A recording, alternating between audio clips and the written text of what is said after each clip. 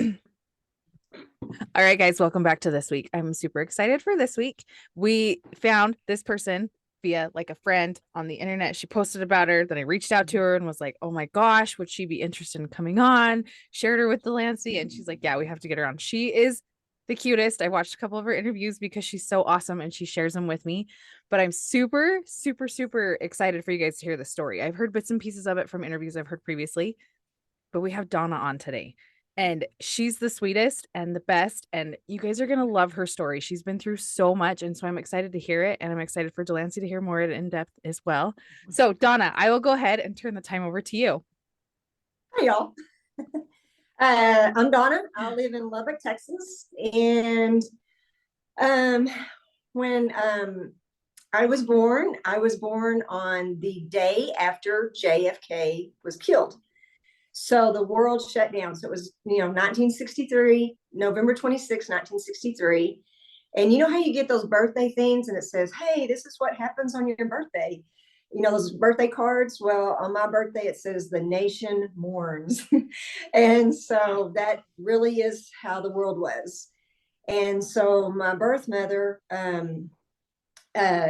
went through the Children's Home of Lubbock here, and everything shut down. So I actually ended up with a ladies' home for about a week before finally the Children's Home called my mom and dad and said, hey, would Edward like a little sister? And I wasn't even, they weren't even thinking of adopting. And so they just got in the car, drove down here 2 hours later, picked me up and took me home. But to back up, that was the day I was born. My birth mother, Sandra, she got pregnant by a one night stand with a preacher that was about 6 years older than her. And she was 19 and he was 26, whatever that, 7 years older. And so she went to get some help. She reached out to some people, and I just found this out, y'all. I just found this out 2 weeks ago. After that last interview, this man reached out to me. I didn't know he existed, but she reached out to this her very best friend of her. It was her brother. She reached out to him for help, and he said, okay, you know what? I'll marry you. I don't want you to, I know I'm not the daddy, but I'll marry you. And she was like, no, you can't do that. Her dad was an alcoholic and her mother was dying from cancer. And once they found out she was pregnant, she was kicked out of the house. So an elder and his wife of the church got with this gentleman, and they okay, sorry, I'm getting ahead of myself. This gentleman, he ended up a few days after Sandra contacted him. He saw a thing at the church about adoption, and it was the Children's Home of Lubbock. This was in Paris, Texas, which is East Texas. So he saw this thing about adoption at this church and reached out to them and said, hey, I have this friend that's pregnant. And they were like, oh, you must. They immediately assumed he was the birth father, and he was not. And he was like, no, I just want to get her help because she'd already made an appointment for an abortion. So he was going to drive her to go abort me. And that day he talked her out of it. And instead he took her to that church where the adoption thing was, and happened to be the lady there on the adoption. Her name was Inez Bacum, happened to be there, and they were promoting adoptions. And so they immediately loaded her up, took her to her parents' house, told her parents the situation, loaded her up, and drove her out to Lubbock, Texas, and she gave me up for adoption. That's how fast it all transpired, where I was being driven for an abortion, and no, we're going to do this instead. That's how close I was to being aborted. I did not know this till just 2 weeks ago. Just found this out, just got the letter. So this has been my story continues on. That was really like, whoa. But the Children's Home, once they started looking at their record, they were like, oh, this makes perfect sense. I even reached out to the Children's Home, to the people out there, and I said, this is what I'm learning. And the counselor out there that helped me when I was finding out stuff, she says, oh, this makes, now I understand. I now understand. Because what happened was my birth mother, she had no choice. She went back home after she delivered me. And as I said, the world was shut down. So she was helping her mom die. She died 1 month to the day I was born. So I was born November 26th. Her mom died December 26th. After her mom died, then that elder and his wife that helped her come out here, they loaded her back up and they brought her back to Texas Tech to go to school out here to get away from home because her dad was abusive, alcoholic, and she was not welcome there anymore. So they paid for her to come out here to Texas Tech and go to school. She ended up meeting a man that was adopted. It's funny how us adoptees, we kind of like, we can pick each other out of a crowd, it's kind of cool. So they get together and they get married and they end up having a son and a daughter, or a daughter first and then a son, and go on with their life. But every year she contacted this guy on my birthday. Every year she contacted her best friend.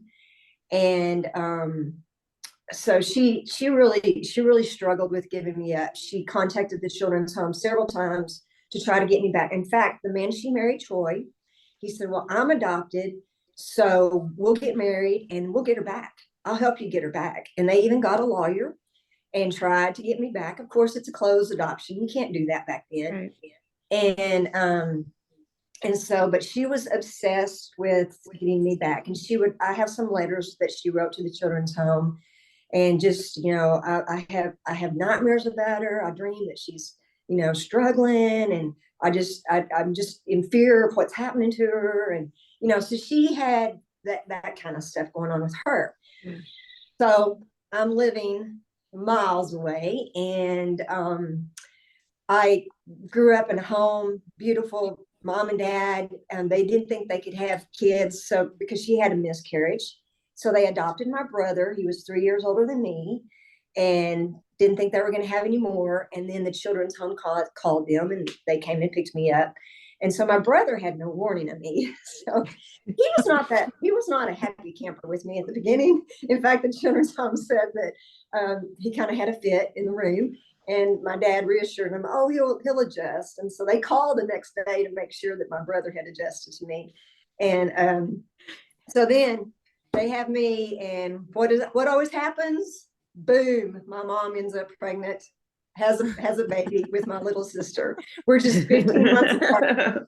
And so I'm the middle child, and a lot of things that, that I was accused of, or, oh, that's just the middle child syndrome. She's the middle child, it's just the middle child, where really it was me being adopted. It was me, I had to wear glasses. I had to wear braces. Where my brother and sister that I grew up with, no, I was blonde headed, straight blonde hair. They all had dark hair, curly hair, my hair as straight as can be. And they all had curls, and anyway, just the looks, besides the fact that growing up I had to go to speech therapy. I struggled with stuttering, still kind of can get me at times, stuttering, and I had a little bit of dyslexia and some reading issues, and so I had to go to speech therapy, had to go get help with glasses, go get this and that. And that's just normal. I mean, all kids have to do that.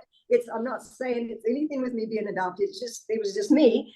And, but when I was 5 years old, I was in kindergarten, and you know how you have to draw your picture of your family picture and draw a picture of your family. And I drew me with white blonde hair and everybody else dark headed. And I brought it home. I still have that picture. I have it in my keepsake room. And, it just was like, ta-da, look how different I am.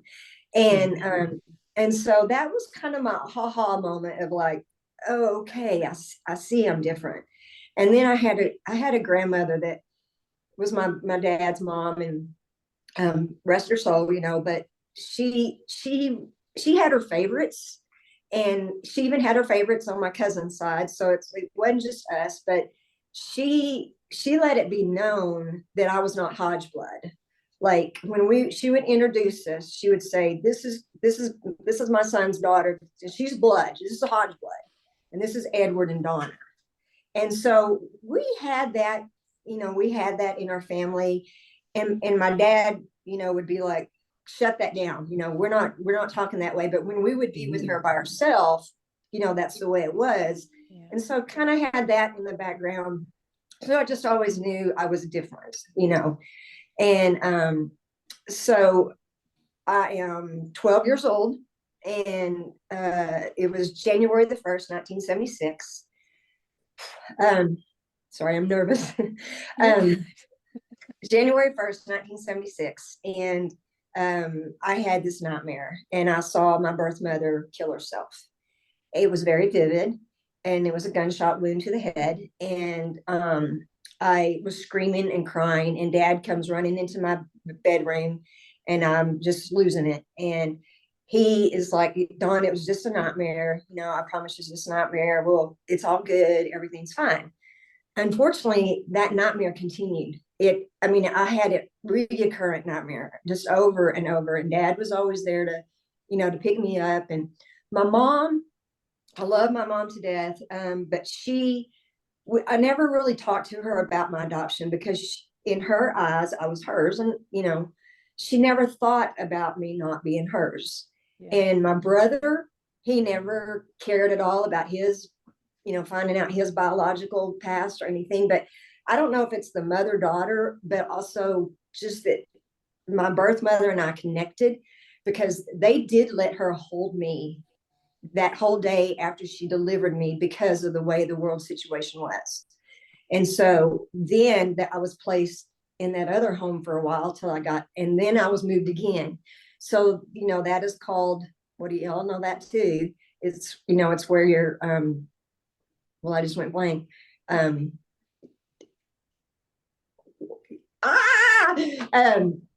I don't know what word you're looking for.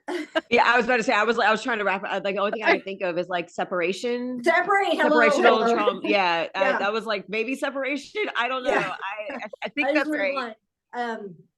But so my birth mother and I did connect, and I didn't know that until here I'm having this nightmare, and it was so vivid and it was so true. So when the children's home counselor said, "Hey, this is what this is," some babies do connect with their birth mothers. They connect in the womb, and then but you had that in the womb as well as that physical. Right.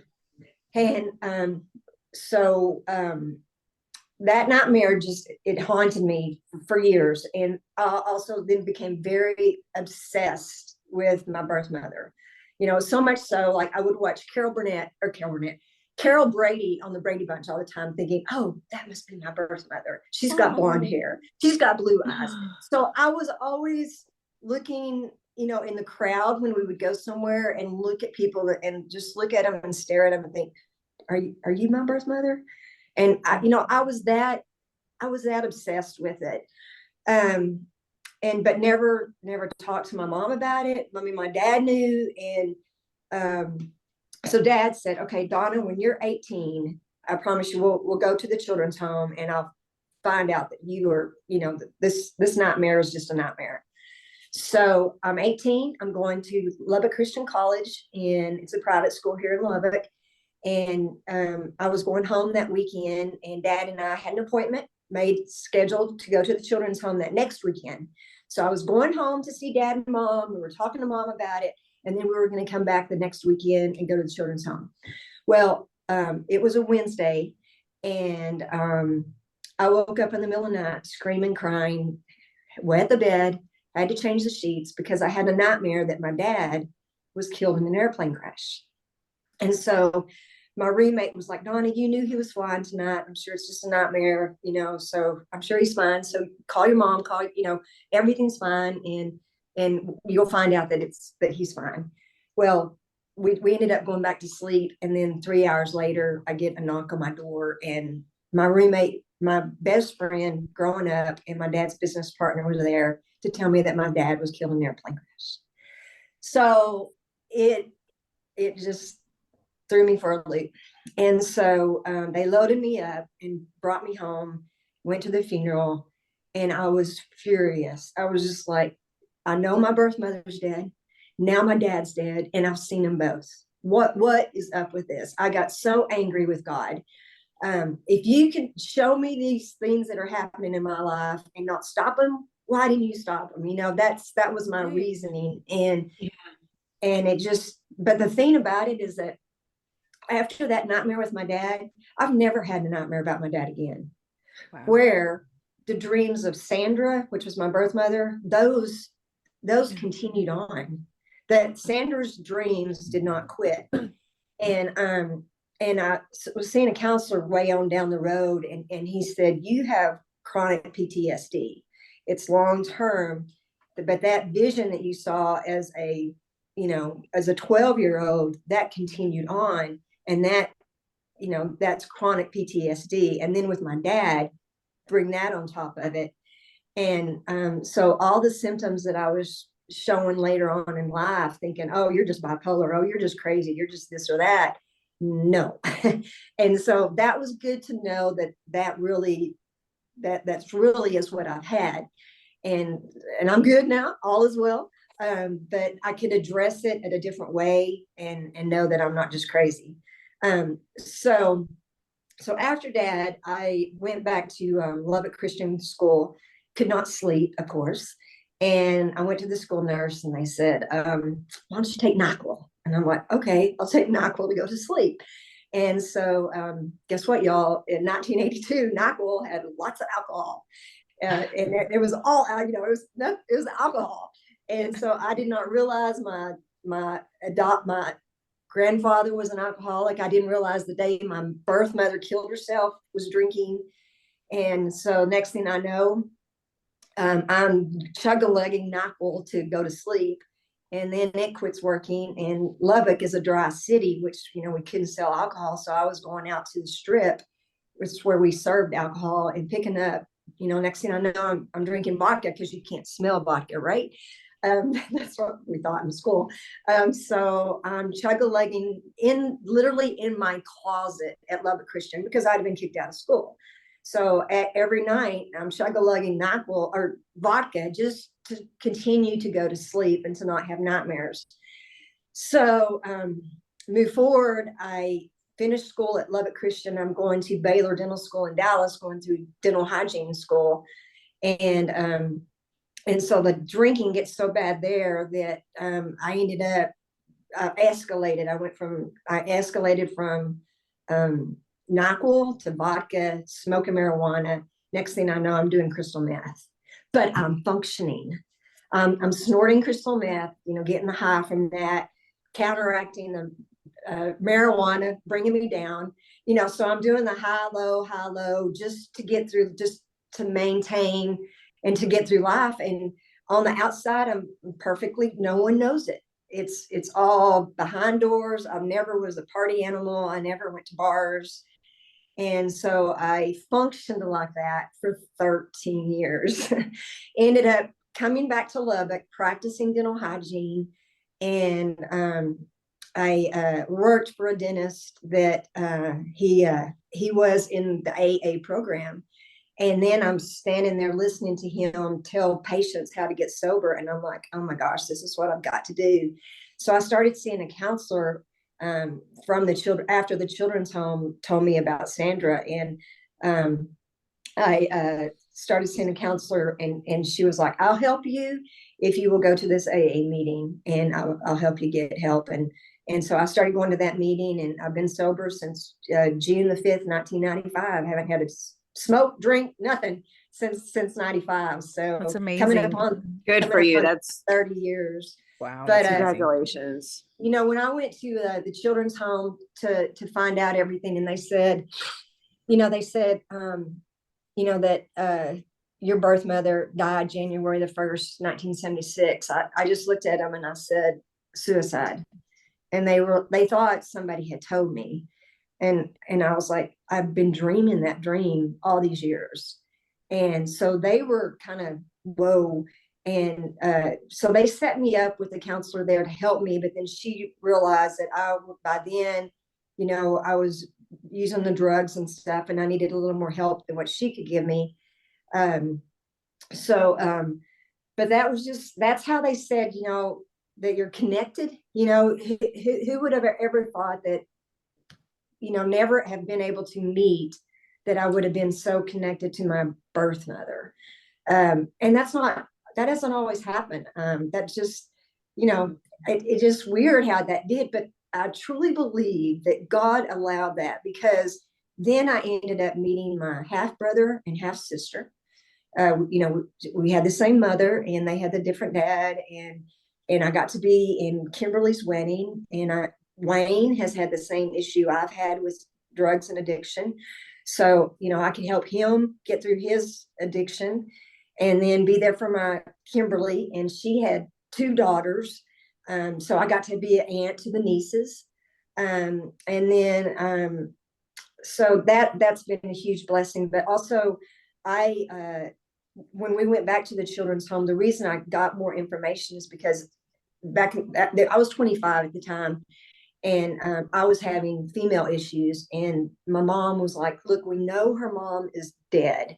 Y'all just told us it was an accident. We need to know what happened. And then that's when they finally came out and they said, no, she killed herself. So that's when all that came about. But so when I was going through exploratory surgery, we found out that on my mother's side, all my cousins, we have endometriosis. So I had to have a hysterectomy when I was 25. And, we thought it was cancer, but no, it was endometriosis, full hysterectomy. So, I couldn't have kids. And I thought, well, I'll just adopt. I'm adopted. I'll just adopt. And so, okay. So then, not till I get sober when I'm 31. Yeah, 31. And so when I'm 33, I ended up meeting a man, and we got married. He had 3 kids that, he was a widow. And I thought, oh, this is perfect. We'll just get married. And if they want to be adopted, I'll adopt them. If not, at least I've got three little girls with him. And unfortunately, our marriage didn't last 7 years. There was so much hurt with them, with their mom. They never got the help that they needed. So we tried to get help, and I ended up getting diagnosed with non-Hodgkin lymphoma, and a cancer, blood cancer, and going through radiation treatment. And the oncologist set me aside, and he said, he goes, I don't know what's going on, but you're going to be dead before you're 40 if you don't change something. This is, brought on by stress. Stress can kill you with cancer. You got to change something. And so we got into counseling and therapy, and thinking that, we can beat this. But the kids and my husband went a few times, and then they were like, no, we're done. We don't need it. And so I didn't know what else to do. And the counselor finally set me aside. He said, they're like a cup, and with a hole in the side their cup, and you're filling it up with love, time, money, everything you have. You're trying to fill them up, and until they fix their hole, they can't receive anything you're doing. And I don't just say that to them. That was me in my life too, because I had that hole inside of me with Sandra. And until I fix that hole inside of me and know that, I just had to fix that in me as well. So I continued on with counseling, continued on to try to improve myself, to get better. I unfortunately got kicked out of the church that we were going to, because I did file for divorce. And it was an old timey church here in West Texas. So from the pulpit, they discommunicated me, and that was the best thing that ever happened to my life. But also, it was one more time of rejection, So yeah. I was, that that kind of pulled in some other old wounds inside of me. And so, I got help with that. And then, I saw a wonderful therapist that was like, you're bigger and better than all this. And don't allow this to be, right. make me who I am. So anyway, so then I finally I was living with a couple, finally found me a home, the home I'm in today, and been here for 20 years now, and I use it for ministry. I've helped a lot of people in recovery, and of course, my heart for widows is just because my mom became a widow at 51. Yeah. And so, so I have a lot of widows and widowers that I help, minister to, and then women in recovery. And so my home is always open. And so that's what I use it for. Where do I go from here? I'm just trying to bring out the good stuff because I know it's a lot, but it's formed me into who I am. And I was about to say a lot, but how beautiful. Yeah. How beautiful that you like, you even said, like, I'm trying to pull out the good, but like you everything that you share with us. I think the thing that really threw me was the church thing. Yeah. Like, I don't like that threw me, because like I've seen that in movies. I just didn't think that was an actual thing in reality. Like that. I mean, I have to ask this. Was it a Catholic church or a Baptist church? No, it was a Church of Christ. Wow. Church of Christ. Oh. Okay. Wait, which one's that? Church of Christ. It's right up there. It's very. I can't. This is 20 years ago. I mean, I know that church now. A lot of those people were like livid too. That they were just like, "How could y'all do this?" Yeah. But I'm non-denominational now. But okay, I got it. Yeah. I just Googled it. I got it. Second it said Orthodox. I was like, got it. I'll tell you this, is that once I got in recovery, they talked about the majority of people with addiction. Number one religion, Catholic. Number two religion, Church of Christ. Wow. Church of Christ and Catholic are the number one religions in the addiction world. Wow. Because we're just held like this, as that, dogmatic with rules and regulations and guilt and shame, and just beat you over the head. And it's one of those very little grace things. Like people are shown very little grace and very little. I didn't know what grace was, and now I attend the church. It's called the Grace Church.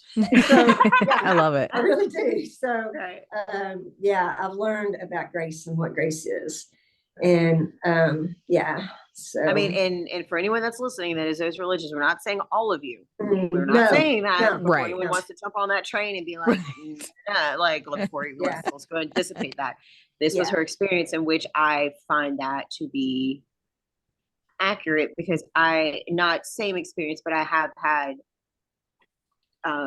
similar conversations with people of those faiths that have told. I've actually was told, because I'm non-denominational as well. I go to a church that used to be considered like Southern Baptist, and now it's moved towards the more non-denominational, and we're the church for the unchurched. Like, we don't care who you are, what you look like, we just want you there. That's it. That's all it comes down to. Like, we're just glad you're here. And I was told that I was a part of a fad by somebody who was Catholic. They said, you're just a part of a fad religion. And I was like, and I'm sitting here thinking, you don't even go to church. Who are you to judge me? Right. Wow. Like, first, second. But the thing that I think I appreciate the most about everything that you have said is that you acknowledge the environmental side, the genetic side, your choices, the stuff that was out of your control, and you are using all of it to help others. Yes. I love that. I absolutely love that because that's what we're here for. We're like, all humans on the earth are here to serve others. I mean, I think I've if it was a dead horse, I think I would be beating it like 50 million times a day, because that's why God has us on this planet, is to help others and to serve others. And I love that you're taking every factor that you have been through to utilize to show others grace, help others into the. I mean, I like to say that my door is always open, but yours is literally always open. It literally is. My neighbors across the street are like, who's in here this weekend? You know, who's in here next week? And I have a pergola in my backyard, and it says Hodgepodge Lodge. So everybody's calling me. They're like, hey, is the Hodgepodge Lodge available this weekend? And so, but that blesses me to open it up to people. I mean, that's why I have guest bedrooms on the other side with their own bathroom, and it just works out good. So, yeah. But yeah. No, I think my favorite thing about you too is I feel like with the stories that we have come on here, like some of like the where you feel like they're the hardest or they've been through so much, they are the people that come out so amazing. They're like, granted, I get there's people that go through a lot of rough times and still like harp on that. But these stories like this are the ones that it's like she literally went through hell, like 13 years, 13 years. And it was like closeted so she could, you know, and look at her now. She's taking like everything and just paying it forward. And that's like what, that's what caught my eye with her when I saw her story, is like, oh my gosh, look at this woman that like, and she loves adoption. My favorite thing. And you heard her say, she's like, I'm not blaming adoption for this. She's figuring out how everything connects with it, with biological, and you know what I mean? Like, and the growing that she's done, like so much time to work on herself. And I really, really love what your therapist said about like holes. I love that analogy. Like, quit trying to fill people's holes up. Oh my gosh. Yeah, that like, was so on point. Melena, Yes. I looked at you and I wanted to be like, I looked at you and I was sitting there thinking like, girl, we have had these conversations. Maybe so not true, exactly though. in that same way, But like, still, because that makes so much sense, because you can't keep giving and giving and giving and giving when your cup is emptying out and nobody's replenishing it, and then they're not even appreciating because they have holes in their. I've never heard it put that way, and Isn't that the best? I'm going to use that. It's so the best analogy. I'm using that. Like, thank you for that, because that it's perfect analogy. Perfect. I can't even. I'll have to tell you this analogy too. When I was seeing the therapist for my addiction, her name was Kitty Harris, and she said she drew out on this time frame, and she said, "Okay, Donna, what year did you start NyQuil? 1982. Okay, so then from 1982 to when did you start picking up vodka? That was about 1983 or 84. Okay, so then you went to vodka. Then this year you did vodka. Then this year, when did you add marijuana? Then this year you added, you know, my drug, and then the crystal meth." And then she goes, "Okay, the only thing you haven't done yet is heroin. So when are you going to do the heroin?" And she says, "What date would you like me to put here?" Wait, Donna, let me just do this. And at the end, she drew a tombstone. She goes, "Okay, so what date do you want on this tombstone?" I was like, whoa, I don't. And I didn't tell y'all this, but you know, I did struggle with suicide. You know, once I found out, well, besides the dream that I always had about it, but when I heard that Sandra had, you know, when that was confirmed, I was using drugs. I had a pistol in my house, and I was living with a girl. This is when I moved back to Lubbock and was really trying to get sober and just couldn't do it, and was really, really struggling, and loaded the gun. I was going to Russian roulette. You know, I was playing with the revolver, and I took the gun and, you know, putting it in my mouth, fixing to pull the trigger. And I know people are going to be like, "Oh, that didn't happen." No, it did happen. I literally looked up in the corner of my bedroom, and I saw this ugly demon looking down on me, laughing. And it scared me so much. It was I truly believe God saved me, because I saw that and I thought, oh my goodness, this is exactly what my birth mother went through. But she went ahead and pulled the trigger. I am not pulling that trigger. Y'all, I took that gun and I went and threw it out in the dumpster in my alley. to this day, that gun is in a landfill somewhere. Um, but that is how close I was to taking my life. And once again, God graced me with a vision, but this time of, okay, what are you going to choose? Are you going to choose life, or are you going to choose death? You know, and that really scared me straight. It didn't scare me straight enough to quit drinking yet, because I still struggled with that. But I no longer owned firearms. I no longer wanted to take my life. I was like, I really want to live a life for God, even though I struggled with God. So, but I did, once I got into AA, I fired my old God, the God I grew up with in my religion, and learned about the grace God. And so that's been my saving grace, is a God, a loving God that cares for me. And he's cared for me from day one, so much that I was not aborted, that I was chosen. I was given the Hodge name. I grew up with the family I grew up with. Praise the Lord, because, you know, I can't tell you how much guilt I've carried with my half brother and half sister, because in her suicide note, she listed the firstborn. Well, her husband that she was married to at the time, he had her suicide note.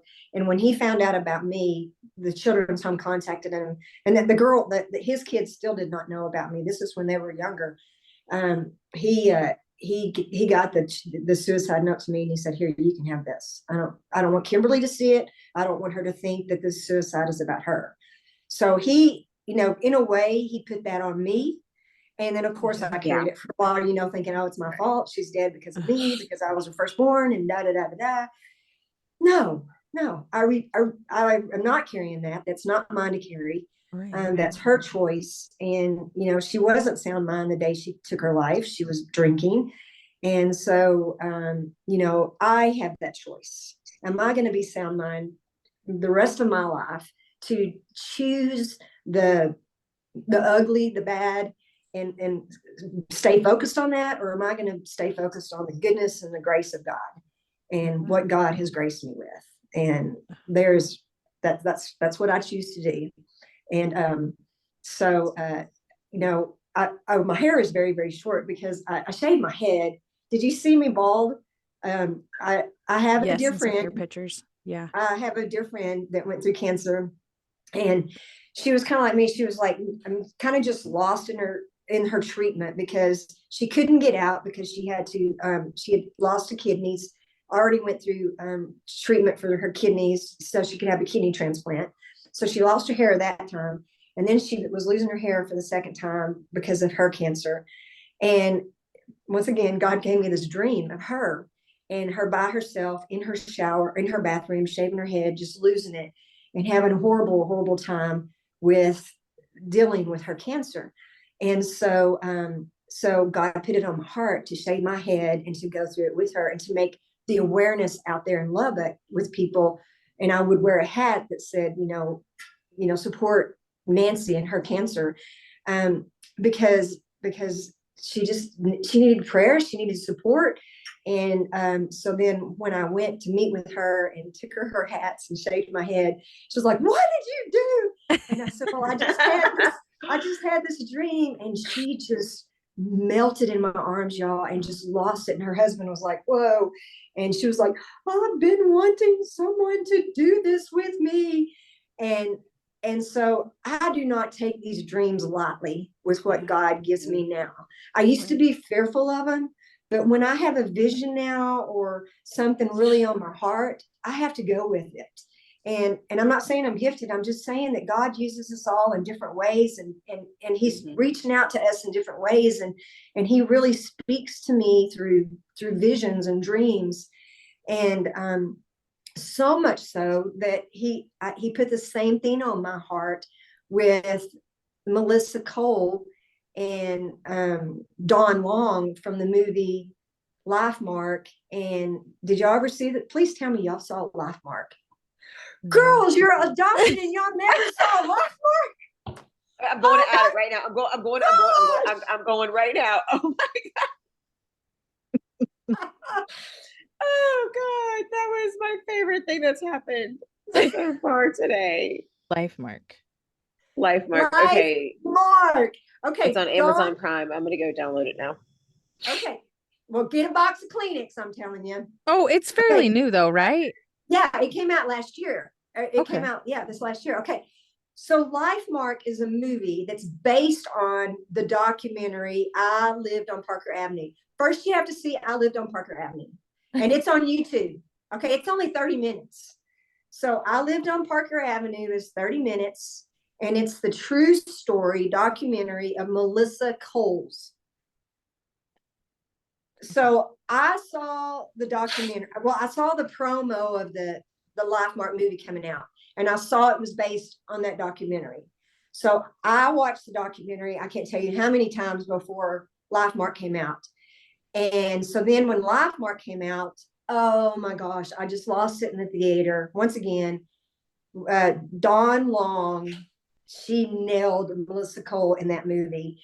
And so I am a Caltrain driver here in Lubbock, Texas. You're like, what the heck? It's I work at the corn maze, and I drive a tractor that pulls these little Caltrains through the corn maze for the kids. And it was winter. It was this last winter, and here I am driving the Caltrain.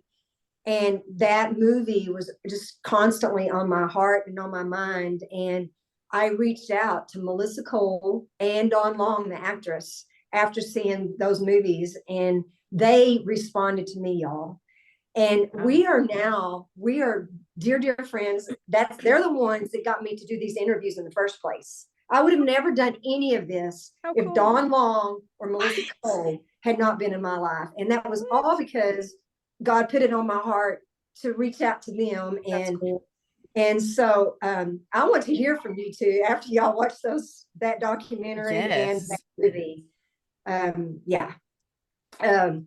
So now I am involved in their lives. They're in my life, and we are lifetime friends. We're believers in the body of Christ, so we know we're going to be in heaven forever together. And so we're lifetime sisters in Christ. And so Melissa gets to meet her son, but they don't do a whole lot together. I'll let her tell that story, but they've met, and not all stories end with a bow on top. Okay, y'all know that.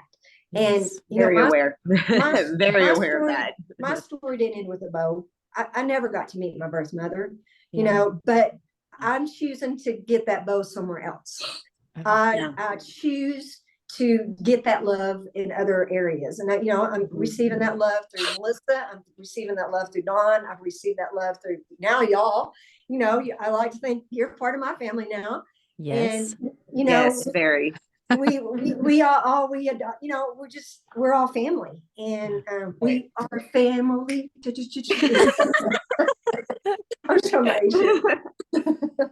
Anyway, so but we get to choose what we want to focus on. Yes, and so, we can get love in other areas. So I love that. Anyway, boy, I went down a rabbit hole real quick. No, you're good. We love rabbit holes. Yes, we live in them. We're all about that. Delancey, do you have any specific questions for her? Written. I'm trying to think how to ask it because I had a similar experience with my biological dad. He passed away in 1986, but I didn't to me it was a surprise. It was a shock. It was my biological mom actually told me in a message on Facebook Messenger about that. So kind of poor timing, I feel like, but at the time, there's probably no other way she probably could have told me that would have been good timing or a good way to do it. That's just not good news. When you were first learned the confirmation, because you did have the dreams, did you experience immediate grief, or did that take you a minute to process? And do you think that's something that you're still processing even now? Because I almost feel like grief is a weird thing to process, that sometimes you think you're okay, and then out of nowhere, years later, it hits you like a ton of, it hits you like a ton of bricks. You're going, what the world? Yeah. Like, Yeah. It was a process. And, you know, after I got closure with Sandra, okay, after I found out everything, I did quit dreaming that nightmare. You know, once I worked with my PTSD and all that, I no longer have those dreams of her. I still can, if I think about it, I can see it in my mind, but I don't have those dreams. With my dad, after his, you know, I never had that again, that one dream. There are still times, you know, here my dad's been dead since 82. I mean, we're coming up on 50 years here, you know. There's still, it's like out of the blue, it just hits you. Ugh, he's gone, you know, and that's how grief is. You never arrive to the end. You kind of go with it, and then it might bring you down a little bit, but then you go right back up, and you're still growing, but you're still, it's always there. Does that make sense? Am I I know. answering? Yes. Yeah, it does, because it's one of those things of like for me with him, it's like all I have are letters, kind of like you have. Like I have letters, I have drawings, I have pictures. And then I think for me, it's one of those things of, it was an immediate grief factor kicked in, and like crying and upset. And then it's like, I didn't know him. How can I grieve somebody I've never met? Like, this doesn't make sense to me. Like, I don't get it. I don't understand. And then like the more as time has gone on, and the more that I have learned from others, because, you know, there's always three sides to a story. You know, there's side A, side C, and then there's side B that is somewhere in the middle of side A and C, which is the truth of somewhere in the middle of those two things. So it's kind of, it's been a factor of trying to navigate through things that I'm told from two different perspectives, and then seeing his letter. It's been, like you said, it's been like a thing, but I think it kind of helps me to realize that there's somebody else that's experienced something kind of similar, and that they kind of are like, you know, yeah, it is possible to be able, because like he never held me, never did anything. Like he was in Germany when I was born. Like she came back to the States to have me here, because they had met, because both their families were in the military, and they had met over there. And so she came back here to have me in the States. And so it's like he'd never seen me. He didn't know that, like nothing, nothing. And so it's interesting that to hear on the connection side that obviously you had developed with Sandra. I don't know. I guess I'm still trying to work that out in my head, how that works with him, because and that actually leads into my next question. Have you ever met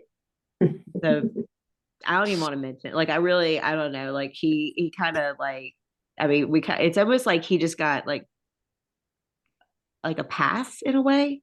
You know what I mean? Like that. Have you met him or reached out or found her? I have met him. I hate to admit this, but when I met him, I was stoned. I was not in sound mind. The only way I can I'm not laughing. was under the influence. Okay. And the only reason I met him was because my mom, of all people, my mom was like, Donna, you need to meet him. I feel sorry for him. And I'm like, what? Why? You know, she didn't want me to talk about my birth mother, but yet the sperm donor, she's all into him. And that's how I referred to him for years, as the sperm donor, because to me, he was never there for her. And and he did admit to me that he even on when I turned 12 that November, Sandra reached out to him, and she was struggling with depression, and she was having nightmares about me, and that I was struggling with her. And so here she's having nightmares. I'm, by then I wasn't having nightmares about her suicide, but I was fixated on her. So me being fixated on her, she was fixated on me. And so she reached out to him for help. Well, I'm sorry, but I'm going to Baylor and I'm working on my PhD in religion. So no, I can't help her right now financially. That was his response to her. What? I was like, yeah, exactly. So I just want to know, was he passing his classes? If he's doing a PhD in religion is usually based on kindness towards others and serving others. How did you pass your classes, sir? I know. Curiosity. So it really, it burned me big time. And besides, he was total opposite from my dad. I'm here in Texas and I'm a proud Presbyterian. I won't go into religion. I won't go into politics, but we're about as opposites as you can get. Okay. And just total just opposites. And so he immediately tried to come in and be a father to me. And I was like, no. My dad was Bob Hodge. He gave me a name. He chose me. And so I pulled away from him. He still to this day reaches out to me. Y'all, I've really worked on forgiving him. And as my sponsor taught me this, she says, Donna, and I had to do this with my ex-husband. She says, you just need to pray for the sick son of a bitch. And then you just need to let go of the son, just let go of that word. And eventually you'll just be praying for him. And so I've had to do that with him. Wow. And I even saw him when he was in town passing through. I even let him come over to my house. I saw him, and then that was it. Yeah. But I just try to love him and accept him where he is. And he has to live with this for the rest of his life. By the way, he never had any other kids. Wow. I'm it. His wife that he married is a diabetic and never could have kids. And so I'm it. But we do not have a relationship. In fact, that's kind of weird, but when things are going on in my life like this, he contacted me 3 weeks ago and was like, you're just on my mind. I just hadn't heard from you and just would love to hear from you. But, I don't respond. I wait in God's timing, and too much is going on in my life to have to deal with him right now. And, that part. But, so I still just pray for him and, I totally get you. We're us three are product of 4 people. We are exactly 4 people, and each one of them has a little piece of us and is a little piece inside of us. We're physically we carry on the DNA of our mom and dad, our biological mom and dad. Environmentally, oh my goodness, I am more like my dad, Bob Hodge, than I am my mother. I'm a mother sprinkled with my dad in there. People are like, will be like, oh, you're so your mom. I'm like, yes, I am proud of it. That's how I feel about my dad. And then I've got my mom in there too. So we get to me, this is in a nutshell. We get to choose the best product of each of us. I'm going to choose the best product of Sandra, the best product of my dad, the best product of my mom. And there is a little bit of a product of my sperm donor in there. Okay. I'll try to get a little bit of him. Okay? So I try to bring in the best product of what I am a product of. So, I choose life. Just like my birth mother chose life, I choose to live life and live life to the fullest. I love that. It is. It's funny because I told somebody the other day something very similar. Like, you have to find the way to heal and forgive. And I said, your job is to heal. It's God's job to handle that. And it will, people who do crappy things and are unapologetic for it, they don't have a good life. Like, they don't have a blessed life. They don't have a successful life. It may look like it on social media. It may look like it, for outsiders, but we don't know what happens behind closed doors. Like you said, he never had any other children. Well, sir, pretty Mhm. sure when God saw you go, when you were 12 and he's at Baylor, I can't help you financially right now. I'm studying for my PhD. God's Mhm. like, cool. You shouldn't be allowed to raise any. And now that sucks for his wife because his wife is bearing the consequences of that. Like, I Mhm. hate that She for is, her. and she's a precious woman. I love Yeah. her. She just is innocent in this too. Right. But I do tell y'all that the guy that reached out to me, that took my birth mother, that was there for her, that said he would marry her. I'm in a relationship with him now, and he's coming to see me in Lubbock next month. And Awesome. I'm just like, thank you so much for being there for her. Right. You do not know how that comforts me that she Yeah. was not totally alone in all that. Because Right. all these years, I thought she went through all that by herself because I knew he Right. wasn't there. I knew the sperm donor wasn't there for God, her. he sucks. Like, he just Yeah. like respectfully, but like he just kind of, and I Yeah. don't did he ever apologize or ask for He did. forgiveness? Like, He did. genuinely? Wow. And He okay, did. good. He said, Good. I really screwed up. And I did Okay. not react to her when she told me she was pregnant. I didn't react in a good way. And then, so then, he said that she said that, it could be somebody else. Um, you know, who knows what the truth is. Right. Right. But I know that she did have her struggle. We have no doubt that she was probably sexually abused and by her father. And so she did become very promiscuous. Right. And so, who knows her story. But, I don't know where I was going with that, but, her hurt, Right. his hurt, but I'd choose to not take on that hurt. And I Good for did for you. the longest time, and allowed it to drive my addiction, and, to not have to feel, and to not go there, but no, not anymore. So Amazing. anyway. That really is amazing. God, this is you have touched on so many points that are like so near and dear to my heart.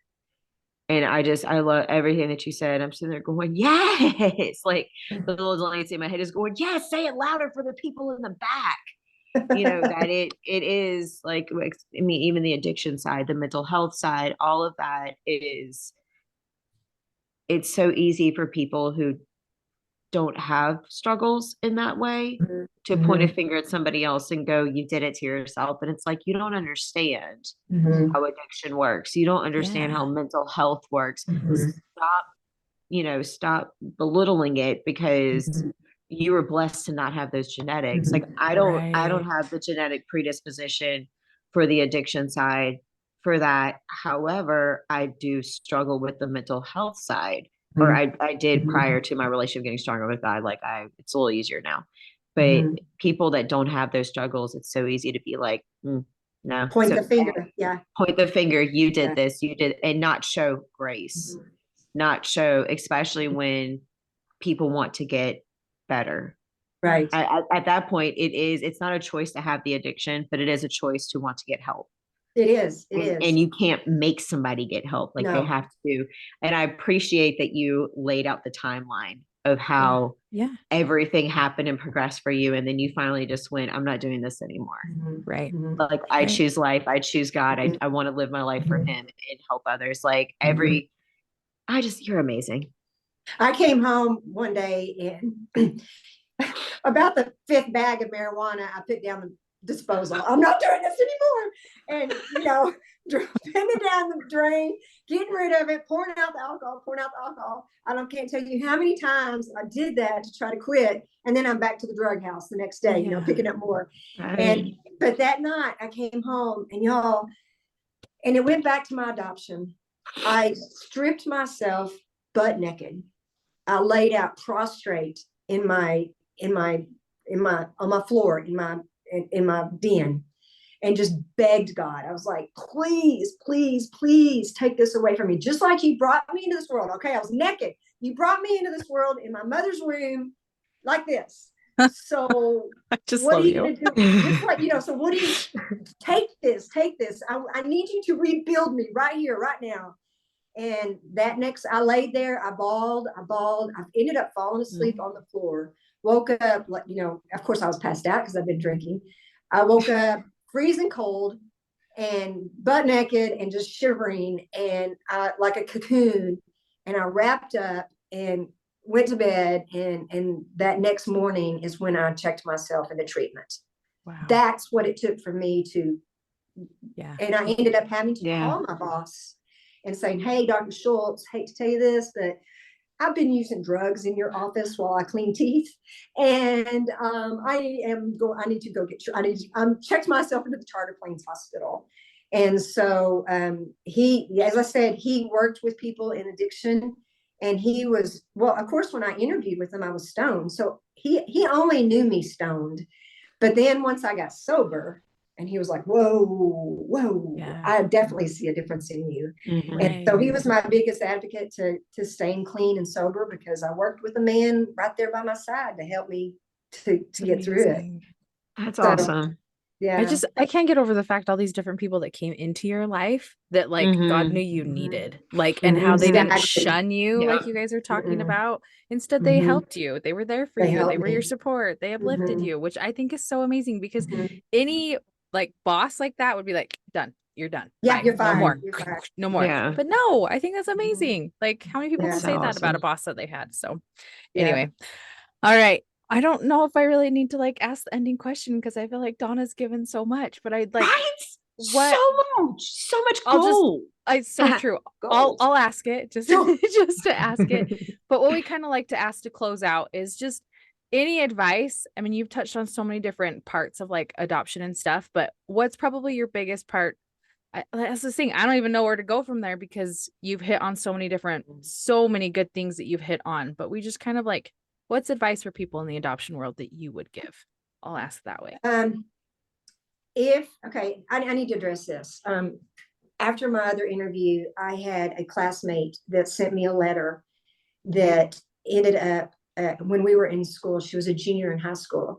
Her and her boyfriend got pregnant, and she told her parents, and her parents made her do an abortion. They made her have an abortion. And so they took her to have an abortion. And so her boyfriend and her, they ended up getting married later. They ended up staying together. And then they ended up having 2 other kids. But she wrote me this letter, and she said, "Donna, I saw your interview with Jeff, and thank you for telling your story." She says, "I need to tell you my story." And so she wrote me this letter about the guilt and the shame for an abortion. So in the adoption world, I would say adoption, yeah, it hurts. Yeah. But in the adoption world, there's still life. With abortion, that's it.